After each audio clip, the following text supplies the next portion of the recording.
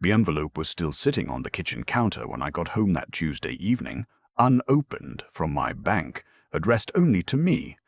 My stepdaughter had left it right there in plain sight, which told me everything I needed to know about whether she'd tried to open it first. I'm 63 years old. I spent 31 years working as a civil engineer for the county, retired 2 years ago with a decent pension and a house that was paid off. I'd made mistakes in my life.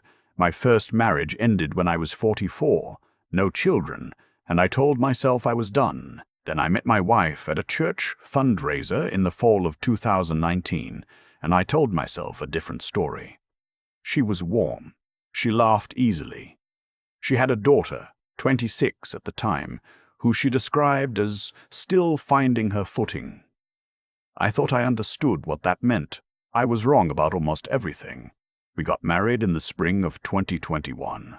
Small ceremony, her daughter as maid of honor. Her sister flew in from Phoenix. My brother drove up from Savannah. It felt like the right kind of quiet. I was 61 years old and I wasn't looking for fireworks. I was looking for a partner, someone to share the back half of life with, someone to sit on the porch with when the evenings got long. Her daughter moved in with us 6 weeks after the wedding. It wasn't a conversation so much as a presentation of facts. My wife sat me down one Sunday morning, coffee in hand, and explained that her daughter had lost her apartment. Her roommate had moved out unexpectedly.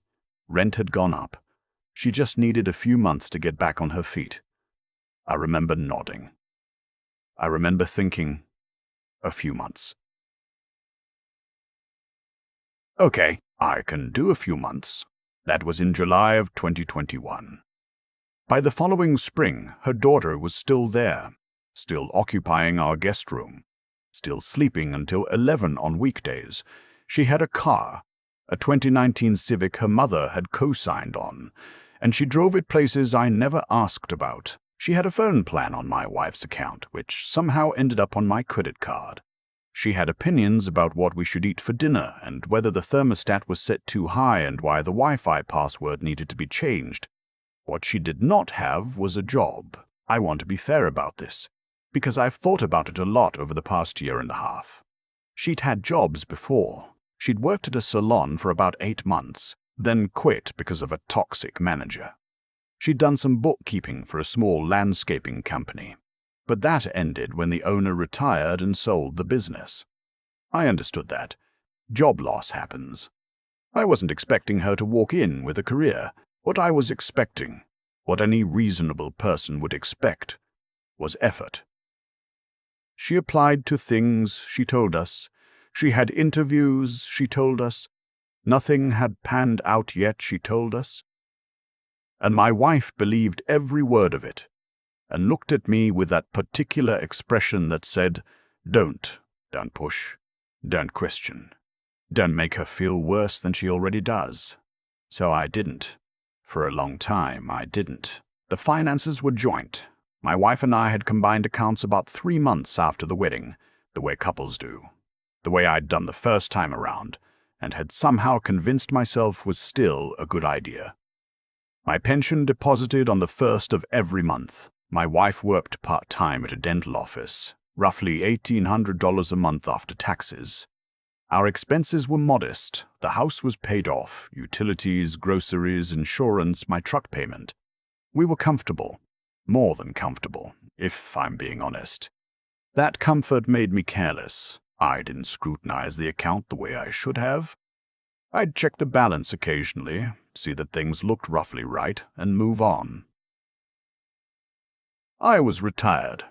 I was trying to relax into it. I'd spent 3 decades watching budget line items and project cost reports, and I told myself I was done counting every dollar.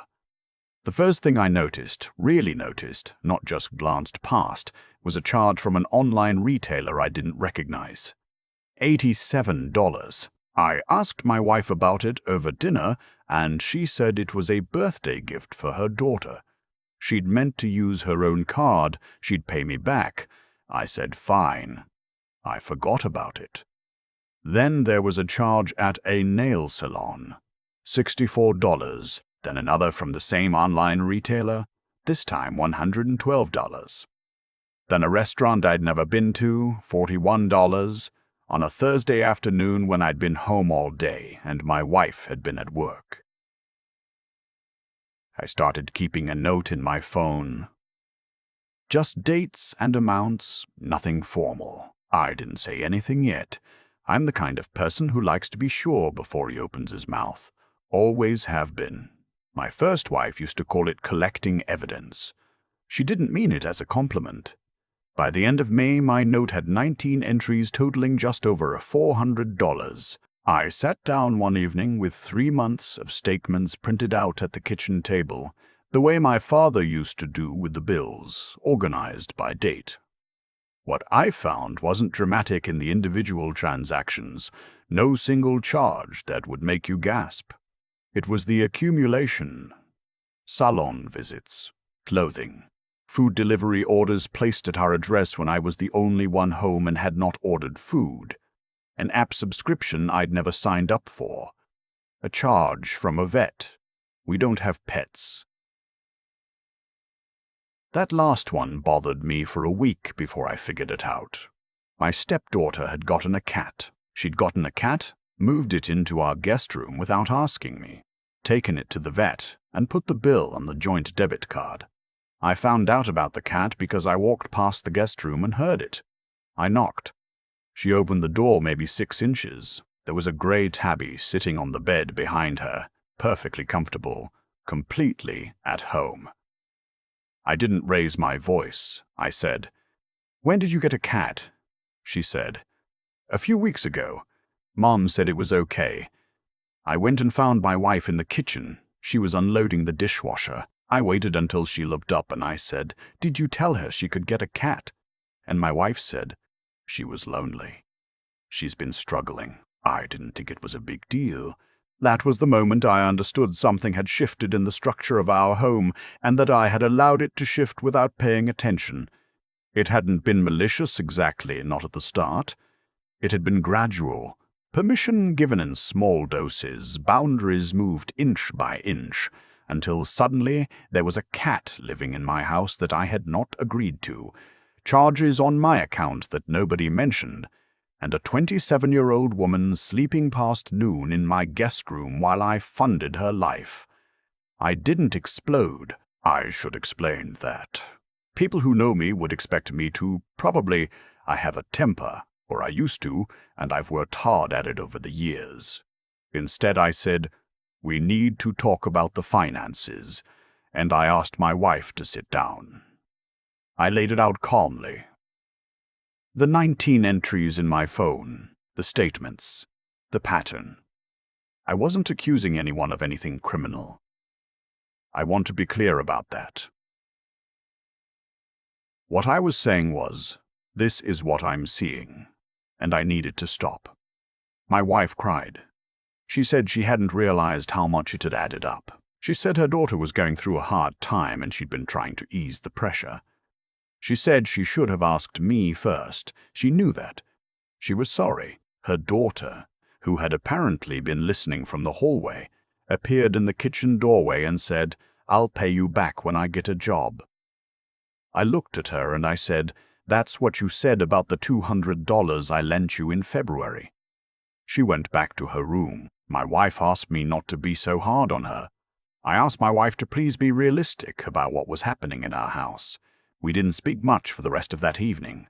Things improved for about 6 weeks. I started checking the account every morning with my coffee, the way I should have been doing all along. There was a period where everything looked clean. I started to think maybe the conversation had worked.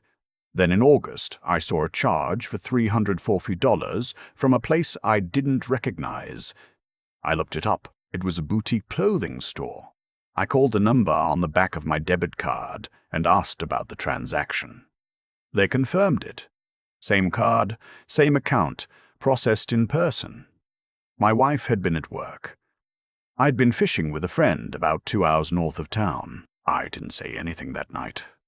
I went back through the statements again, this time with sharper eyes and 3 months more of data. What I found was that the activity had slowed down in June and July, noticeably, almost as if someone knew they were being watched and then had quietly resumed in August once things felt normal again. That told me something. I called my son from my first marriage. We've stayed close. He's 34 and lives in Raleigh.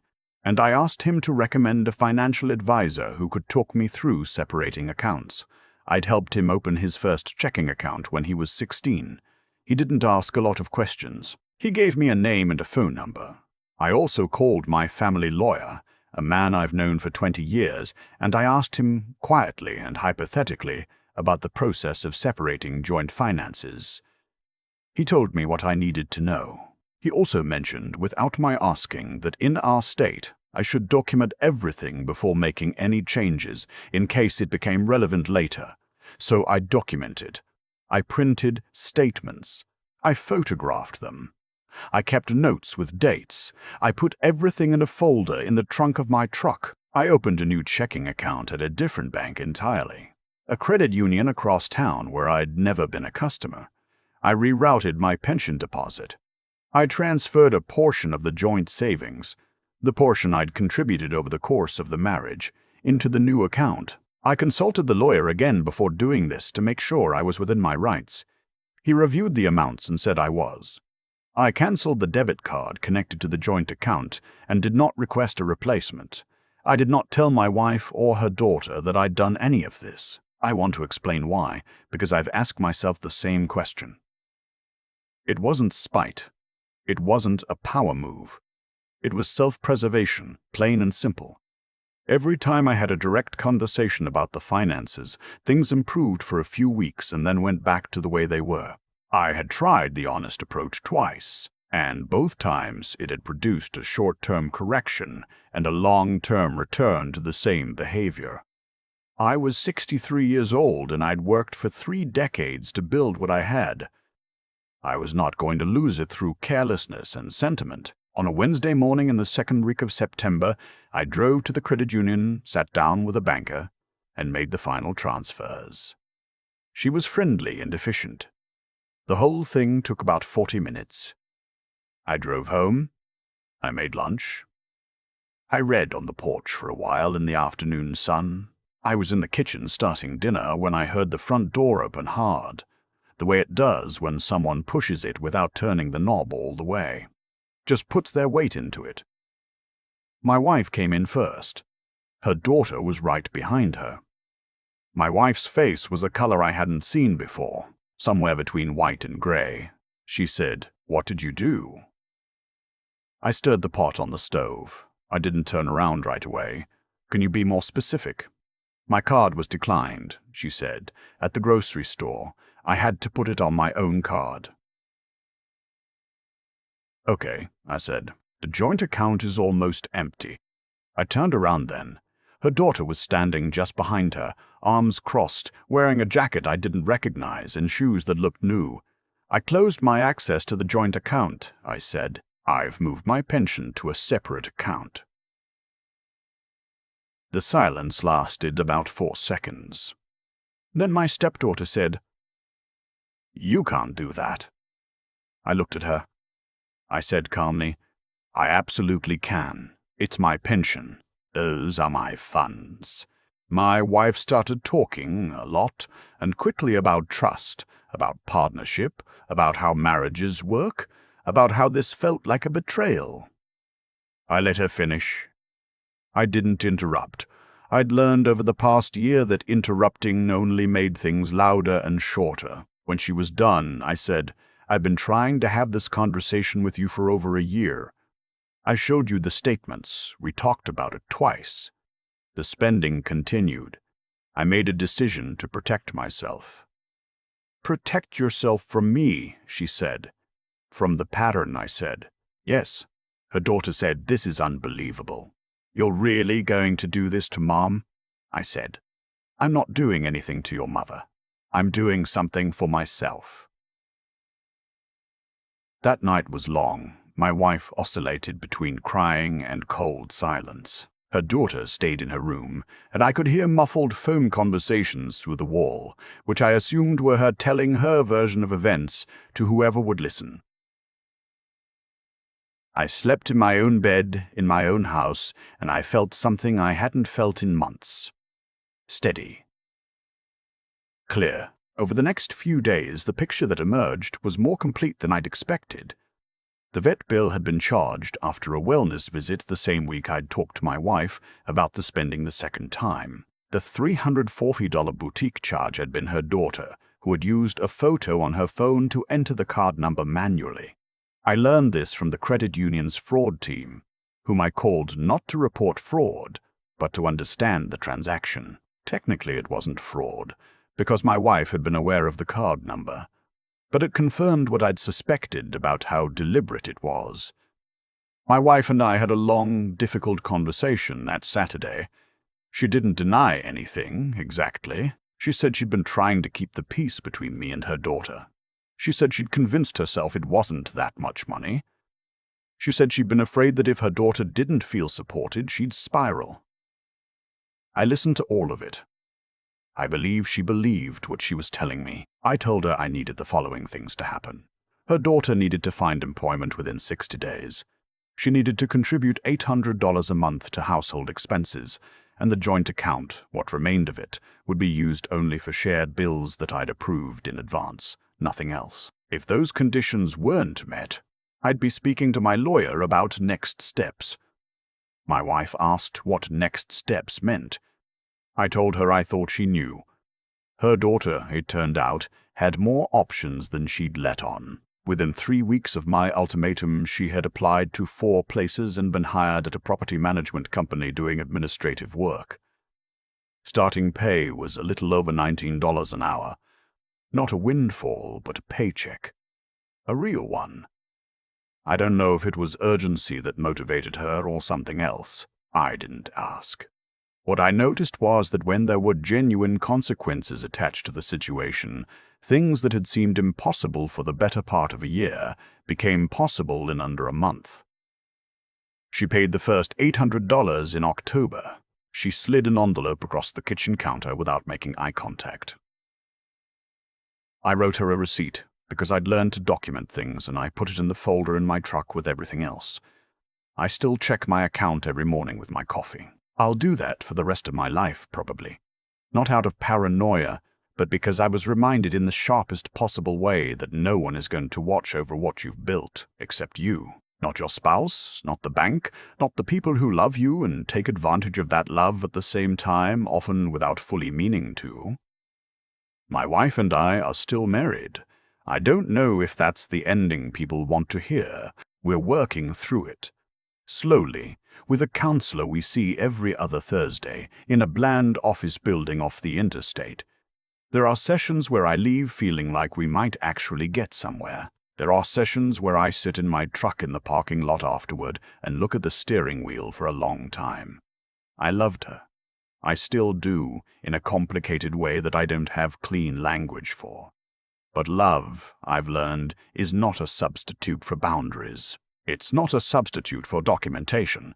It's not a substitute for being willing to protect yourself, even when the person across the table is someone you chose. Her daughter has her own health insurance through her job now. She still has the cat. I've made my peace with the cat. What I haven't made peace with, and maybe I won't, is the year I spent telling myself it wasn't that bad. It wasn't worth the fight. A few months would fix it. She'd come around. Every month I let that go on. It was a month I could have been doing what I eventually did. Drawing a line, planting my feet, staying there. My father used to say that a man who won't protect what he builds doesn't really own it. He was talking about the house he grew up in.